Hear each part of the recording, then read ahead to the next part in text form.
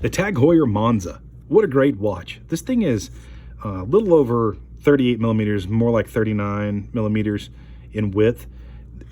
I can't speak enough about the design of this watch. That cushion style look, but with those crazy lugs that come off the top. Of course, this is a very limited series of timepiece. This was popular back during the 70s, and it was put away, re-released, put away, re-released. TAG Heuer has re-released this Monza several times, but this one is in exquisite condition.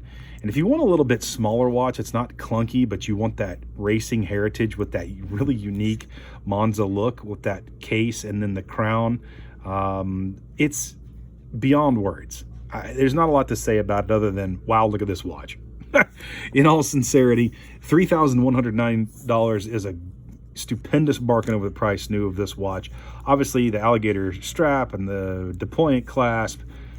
I mean, what else can be said? It does come with the TAG Heuer card to identify it. Not the box, however. Find it at SwissWatchExpo.com. Give us a call if you have any question. The TAG Heuer Monza. What a great watch.